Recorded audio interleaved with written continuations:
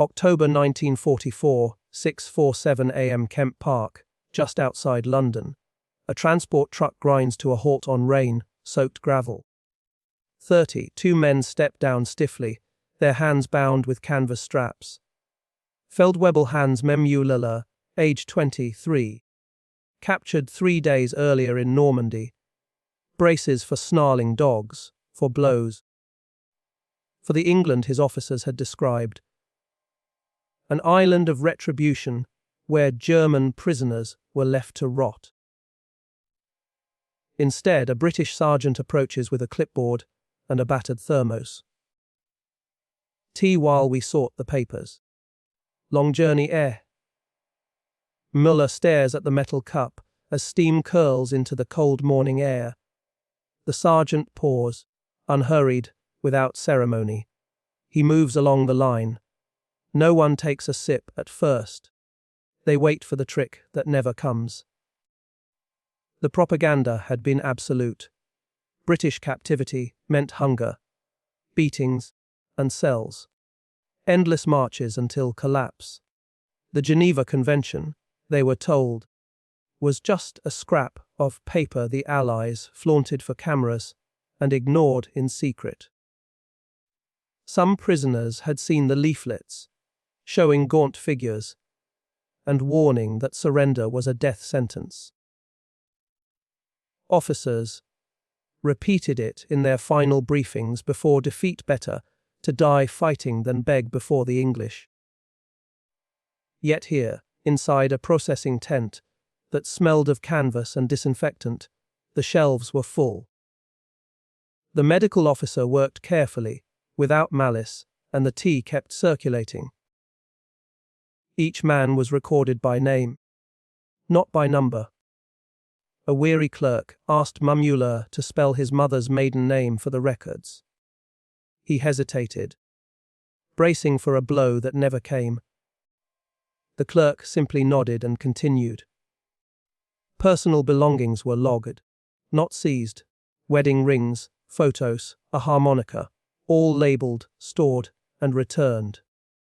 In one corner of the hall, an older prisoner sat barefoot as a British orderly wrapped his feet in gauze, saying nothing.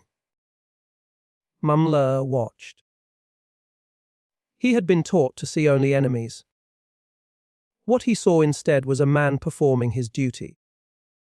The tea offered again at the barracks door was strong, slightly burnt, poured from a dented enamel pot that had likely served 1,000 men before him. This time, he drank. It was still warm. Britain's POW system wasn't driven by emotion. It was policy. Orders from the War Office were precise: security, intelligence, diplomacy, morality, in that order. But morality was included. The objectives were practical: security, calm, well-managed camps, reduced escapes and disorder. Intelligence. Willing prisoners shared useful information. Reciprocity. Fair treatment encouraged the same for British captives in German hands. Standards. Civilized nations upheld their values even under strain. By the end of the war, more than 400 Zeros and German POWs would pass through British control. Their conditions recorded in regular Red Cross reports. Caloric intake met or exceeded Geneva minimums, often around 800 to 3,000 calories daily for working prisoners. Mortality rates remained extraordinarily low, especially compared to other theaters. Decency wasn't charity. It was discipline. It was restraint encoded as doctrine, and it worked.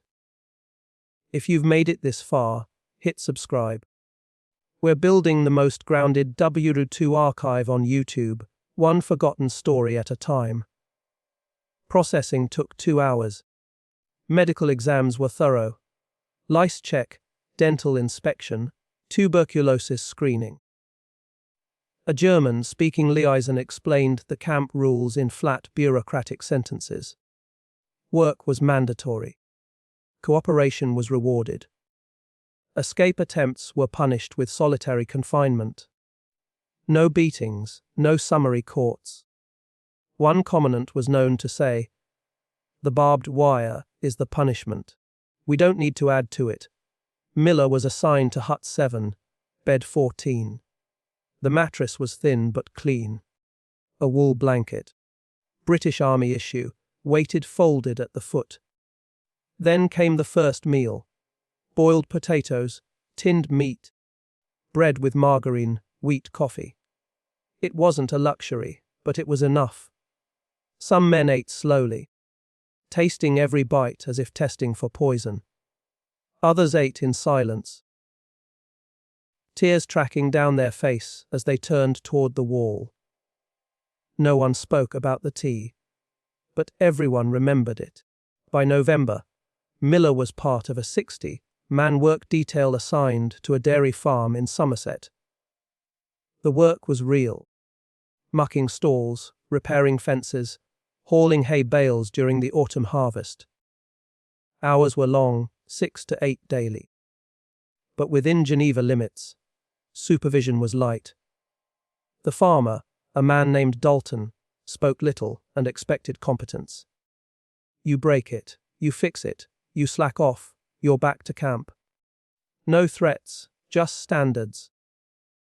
Miller found himself taking pride in the work.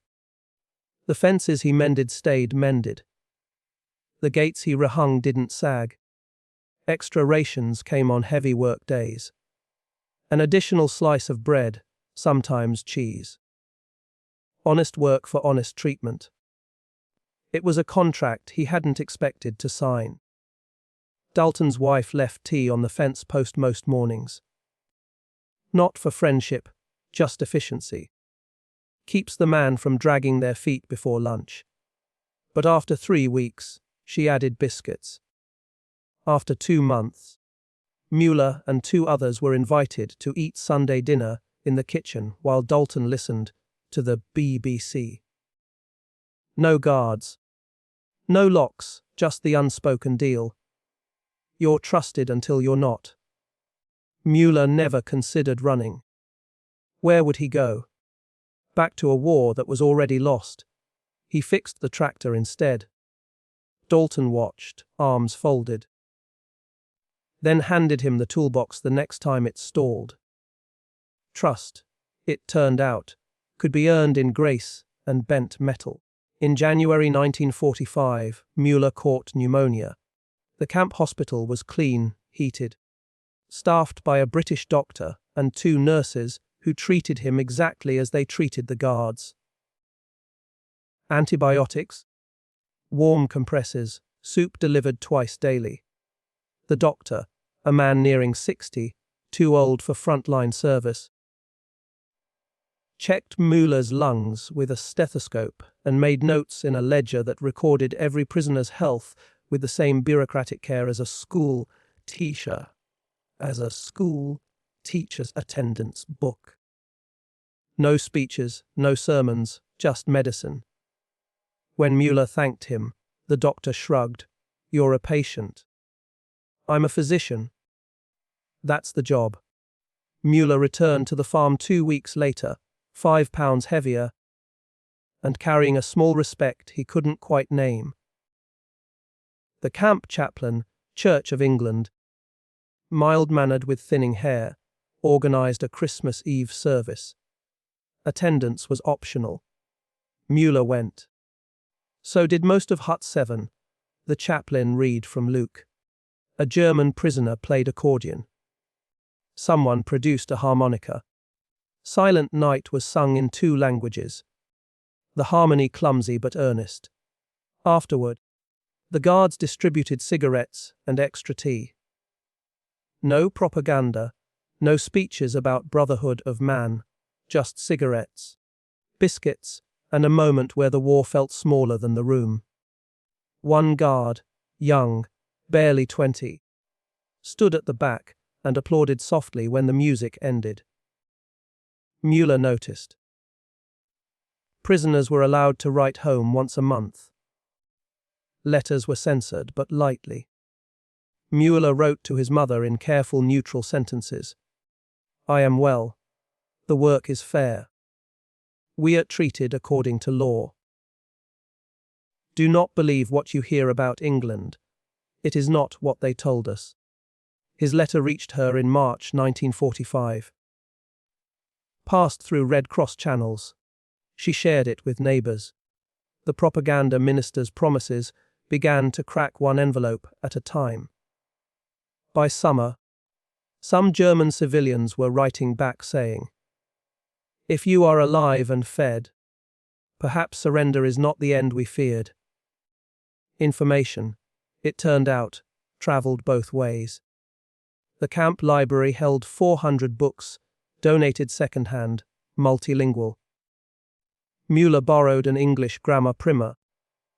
Then a novel by Dickens, which he read slowly, dictionary in hand. Some prisoners organised a chess club. Others formed a choir. One man, an engineer before the war, taught mechanical drawing in the evenings. Guards occasionally attended, curious. These were small freedoms, but they signalled something larger. You are still human. You still have agency. The barbed wire remained. The guards remained, but within the wire, there was room to grow. In February, a guard lost his temper during a work detail and shoved a prisoner who dropped a crate. The guard was reprimanded the same day, removed from duty for a week. The camp commandant made the announcement at evening roll call. Standards apply to all of us. No elaboration, no apology tour, just accountability. Müller filed the moment away. In his own army, such an incident would have been ignored, or the prisoner would have been punished for clumsiness. Here, the system bent toward fairness, not perfectly, but consistently. Drop a comment below. What surprised you most about this story? We read everyone. By spring 1945, restrictions had loosened. Work details no longer required armed escorts. Müller and others walked unguarded to the farm each morning. A 2-mile trek through fields still wet with dew. One morning, Dalton silently handed him the tractor keys. Plough the north field. I'll look it over later. No supervision, no test. Just trust. Müller drove the rows straight, checked the fuel, and parked the tractor in the barn. When Dalton reviewed the work, he gave a single nod. Good. That was all. Yet something inside Müller shifted, something resembling pride. During harvest season, several prisoners offered to work extra hours, not for reward, but because the labor felt meaningful, and leaving it unfinished didn't sit right. Competence brought respect. Respect fostered trust, and from that trust grew something neither side had anticipated: mutual regard. One evening in April, Müller sat on his bunk, holding the chipped enamel cup that had become his own. The war was nearly over, everyone could feel it. Germany was falling apart. The propaganda had been a lie from beginning to end. The miracle weapons, the certain victory, the inhuman enemies. If they had lied about the British starving prisoners, what else had been a lie? Years later, he told an interviewer, I entered that camp expecting to die. I left questioning everything I'd ever believed, not because anyone lectured me, but because I was treated like a human being. That changed everything. No speeches, no propaganda, just discipline, restraint, and the quiet practice of decency. That was the seed, and seeds, given time, grow. The war in Europe ended in May 1945. Repatriation moved slowly. There were logistics, background checks, transport delays. Many prisoners didn't return home until 1946 or 1947. Some chose to remain for a time, helping with farm work and reconstruction as Germany began to rebuild. A few never went back at all. Mengele returned to Germany in late 1946. He found his mother still alive, his hometown in ruins, and his nation struggling to remember what it had been before the madness. He and Dalton stayed in contact for 3 decades. Christmas cards, short letters, news of harvests and grandchildren. He never forgot the tea, the blanket, or the moment a British sergeant handed him a cup and said, "You've had a long journey. Civilization isn't defined by the absence of war, but by how one acts when war tempts. The abandonment of principle." Britain didn't treat German prisoners well because they were owed kindness. It did so to preserve its own integrity. Victory without vengeance, discipline without cruelty, strength shown not through suffering inflicted, but through restraint when revenge would be easy. Mengele carried that truth back with him in 1946, wrapped in a wool blanket and the memory of bitter tea. The wire fences came down. The cup remained.